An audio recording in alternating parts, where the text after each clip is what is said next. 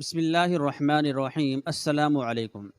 اجمیر شریف میں ایک مندر تھا جو اس وقت کا سب سے بڑا مندر تھا اور صرف راجاؤں اور رانیوں کی عبادت کے لیے مخصوص تھا۔ مندر کے ساتھ ہی ایک تالاب تھا جس کا نام انا ساگر تھا۔ ہندو لوگ اس تالاب کے پانی کو انتہائی متبرک خیال کرتے تھے۔ ان کا عقیدہ تھا کہ جو اس تالاب میں غسل کر لے اس کے سب گناہ جھڑ جاتے ہیں۔ کہتے ہیں کہ اس مندر میں رات کے وقت اتنے چراغ جلتے تھے کہ ایک رات میں 3.5 من تیل ان چراغوں میں استعمال ہوتا تھا۔ ارد گرد کے کئی دیہات مندر کے نام تھے، یعنی ان دیہاتوں کی آمدن مندر پر خرچ ہوتی تھی۔ مندر میں ہزاروں ملازمین تھے جن کا کام آنے والوں کی رہنمائی کرنا تھا کہ کون سا خدا بیٹے عطا کرنے والا ہے، کون سا دیوتا صحت اور تندرستی کا مالک ہے، اور کس مورتی کی پوجا سے دولت مہربان ہوتی ہے۔ خواجہ غریب نواز رحمۃ اللہ علیہ اس مندر میں تشریف لے گئے اور انا ساگر سے کچھ فاصلے پر چٹائی بچھا کر اپنے مریدوں کے ہمراہ بیٹھ گئے۔ عصر کا وقت تقریباً ہونا ہی چاہتا تھا، لہٰذا آپ رحمۃ اللہ علیہ نے حضرت قطب الدین رحمۃ اللہ علیہ سے اذان دینے کا کہا۔ کفر اور شرک کے گڑھ اجمیر میں اللہ تعالیٰ کی وحدانیت اور حضرت محمد صلی اللہ علیہ وآلہ وسلم کی رسالت کا یہ پہلا اعلان تھا۔ وہ لوگ اسلام سے مکمل طور پر لا علم تھے، چنانچہ اذان کی آواز سن کر وہ حیران ہوئے اور اپنے گھروں سے نکل آئے۔ سب مسافروں نے انا ساگر کے پانی سے وضو کیا اور نماز پڑھنا شروع کیا۔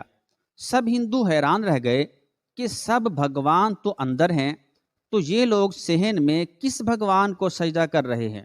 جب شام ہوئی تو راجا کے اونٹ جو دن میں چرنے کے لیے گئے ہوئے تھے اپنے چرواہوں کے ساتھ واپس آنے لگے۔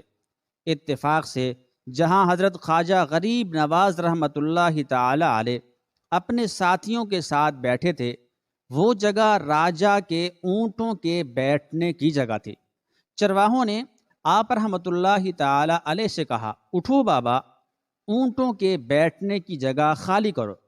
آپ رحمۃ اللہ تعالی علیہ نے فرمایا، اتنا میدان پڑا ہے، اونٹ تو کہیں بھی بیٹھ جائیں گے، کیوں مسافروں کو تنگ کرتے ہو؟ وہ نہ مانے اور مسلسل اصرار کرتے رہے کہ اونٹ اسی جگہ بیٹھیں گے۔ آخر کار انہوں نے بہت بدتمیزی سے کہا کہ یہ راجا کے اونٹوں کے بیٹھنے کی جگہ ہے اور ادھر راجا کے اونٹ ہی بیٹھیں گے، تم لوگ کہیں اور ڈیرا لگاؤ۔ آخر آپ رحمۃ اللہ تعالی علیہ نے اٹھتے ہوئے حضرت قطب سے فرمایا، اٹھو قطب الدین، یہ کہہ رہے ہیں کہ یہ اونٹوں کے بیٹھنے کی جگہ ہے، تو چلو اونٹ ہی بیٹھے رہیں۔ یہ کہہ کر آپ رحمۃ اللہ تعالی علیہ اپنے ساتھیوں سمیت وہاں سے اٹھ گئے۔ اگلی صبح جب اونٹوں کو چرانے کے لیے لے جانے کا وقت آیا اور چرواہوں نے اونٹوں کو اٹھانا چاہا تو انہیں پتہ چلا کہ اونٹ اٹھنے کے قابل نہیں ہیں۔ انہوں نے اونٹوں کو مار مار کر زبردستی انہیں اٹھانا چاہا، لیکن وہ بیٹھے ہی رہے۔ چرواہے پریشان ہو گئے کہ جو اونٹ ان کے ایک اشارے پر اٹھ بیٹھتے تھے آج کیوں نہیں اٹھ رہے؟ آخر انہیں یاد آیا کہ کل اس مسافر فقیر نے کہا تھا کہ چلو اونٹ ہی بیٹھے رہیں۔ لوگ اکٹھے ہونا شروع ہو گئے۔ کوئی کہہ رہا تھا فقیر کوئی کامل جادوگر ہے، اور کسی نے خیال ظاہر کیا کہ وہ کوئی بھگوان کا اوتار ہے۔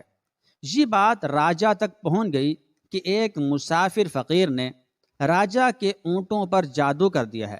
راجا نے حضرت معین الدین رحمۃ اللہ تعالی علیہ کو پیغام بھیجا کہ تم کیسے فقیر ہو جو بے زبانوں کو باندھ رکھا ہے؟ یہ بیچارے بھوک اور پیاس سے مر جائیں گے، اس لیے مہربانی کر کے اپنا جادو واپس لے لو۔ آپ رحمۃ اللہ تعالی علیہ نے فرمایا، ہم مسلمان ہیں اور مسلمان بد دعا نہیں کرتے، نہ ہی جادو۔ جاؤ کہو کہ جس کے حکم سے بیٹھے تھے اسی کے حکم سے اٹھ کھڑے ہوں۔ اب جو جا کر اٹھایا تو پہلی بار ہی اٹھ بیٹھے۔ ہندوؤں کی دلچسپی ان مسافروں میں اور زیادہ بڑھنے لگی۔ پانچوں وقت اذان ہوتی اور نماز ادا کی جاتی۔ آخر راجا تک یہ بات پہنچ گئی کہ کچھ فقیر آئے ہیں جو مسلمان ہیں، پانچوں وقت اذان دیتے ہیں اور ہمارے پوتر تالاب کو ہاتھ منہ دھو کر بھرشٹ کرتے ہیں اور ہمارے دھرم کے خلاف باتیں بھی کرتے ہیں۔ کہتے ہیں یہ مورتیاں پوجنے کے قابل نہیں، یہ تو محض پتھر ہیں، اس لیے انہیں یہاں سے اٹھایا جائے۔ راجا نے فقیروں کو پیغام بھجوایا کہ تم لوگ گوشت کھاتے ہو، ہمارے دھرم کے، ہمارے مذہب کے خلاف بولتے ہو، اور تو اور ہمارے پاک تالاب کو اپنے ہاتھ ڈال کر ناپاک کرتے ہو، جو ہم برداشت نہیں کر سکتے، اس لیے تم لوگ یہاں سے چلے جاؤ۔ آپ رحمۃ اللہ تعالی علیہ نے فرمایا کہ اور بھی تو اتنی دنیا آتی ہے، ہمارے پانی لے لینے سے کون سا کوئی کمی آ جائے گی؟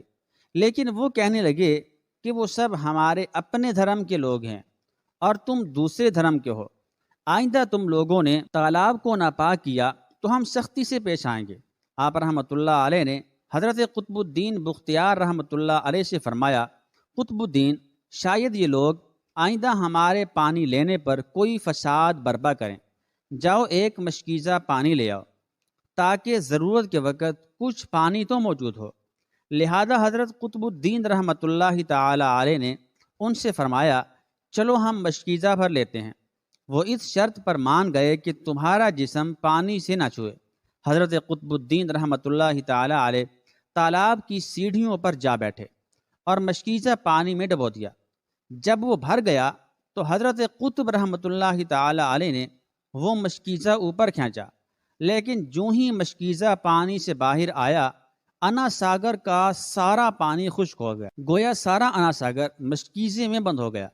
انا ساگر کا خشک ہونا تھا کہ پورے اجمیر میں کوہرام مچ گیا۔ وہ رو رہے تھے کہ ہم جو گناہوں کی گٹھڑیاں لاتے ہیں اور انا ساگر میں غسل کر کے ان کے لیے چھٹکارا پا لیتے ہیں، اب ہم گناہوں کا بوجھ لیے کدھر جائیں گے؟ سارے علاقے میں خبر پھیل گئی کہ مسافر فقیر نے جادو کے زور سے انا ساگر کو خشک کر دیا ہے۔ راجہ اس نئی صورتحال سے بہت پریشان ہوا۔ اس نے اپنے وزیروں کو بلایا، سب نے یہی کہا کہ فقیر یا تو جادوگر ہے یا پھر واقعی کوئی کامل فقیر ہے۔ ساتھ ہی وہ پریشان ہوئے کہ اجمیر کی رونق تو تھی ہی انا ساگر کے دم سے، اسی کی وجہ سے لوگ دور دور سے اجمیر آتے تھے اور اپنا ایمان تازہ کر کے لوٹتے تھے۔ انا ساگر کے خشک ہو جانے سے ہندو دھرم کی تبلیغ کو دھچکا لگے گا، اور یہی تشویشناک بات تھی۔ آخر طے پایا کہ فقیر سے مذاکرات کیے جائیں۔ آخر وہ چاہتا کیا ہے؟ اگر اس کے مطالبات معقول ہوں تو تسلیم کر لیے جائیں، یا پھر سب مرد، عورتیں اور بچے جا کر فقیر کی منت سماجت کریں کہ لوگوں کو پریشانی سے نجات دلاؤ، ہم پر کرم کرو، ہم پاپ کا بوجھ اٹھائے کدھر جائیں اور کیسے سکون پائیں۔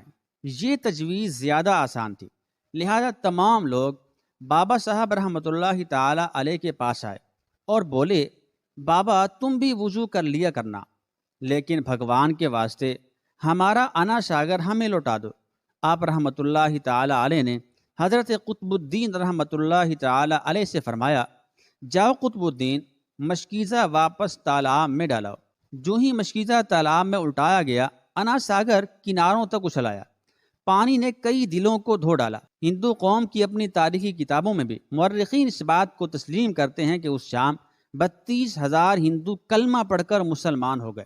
ان ہندوؤں کے مسلمان ہو جانے سے ہندو پنڈتوں اور عام ہندوؤں میں بھی غم و غصے کا طوفان اٹھ کھڑا ہوا، اور وہ سوچ میں پڑ گئے کہ فقیر اگر کچھ دن مزید ادھر رہ گیا تو دیوی دیوتاؤں کا تو نام لینے والا بھی کون نہ رہے گا۔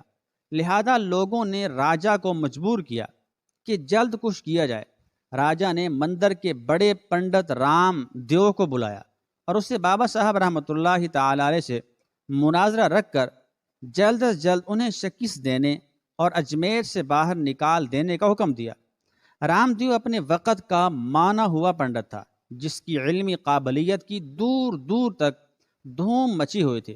اس نے راجہ کو یقین دلایا کہ جلد ہی راجہ کوئی اچھی خبر سنے گا۔ رام دیو بابا صاحب رحمۃ اللہ علیہ کے پاس آیا اور الٹے سیدھے سوالات کرنا شروع کیے۔ بابا صاحب رحمۃ اللہ علیہ نے خاموشی اختیار کیے رکھی۔ جب رام دیو نے حد سے بڑھ کر شور مچانا شروع کیا تو بابا صاحب رحمۃ اللہ تعالی علیہ نے اس کی طرف آنکھ اٹھائی اور مسکرا کر فرمایا، رام دیو، تو شور مچا رہا ہے اور میں تیرے ماتھے پر ایمان کا نور چمکتا ہوا دیکھ رہا ہوں۔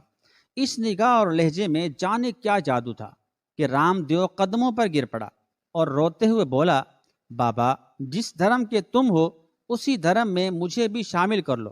سب لوگ جو مناظرہ دیکھنے آئے تھے اس کی کایا پلٹ جانے پر ششدر تھے، اور رام دیو جو بابا کو شکست دینے آیا تھا خود مفتوح ہو چکا تھا۔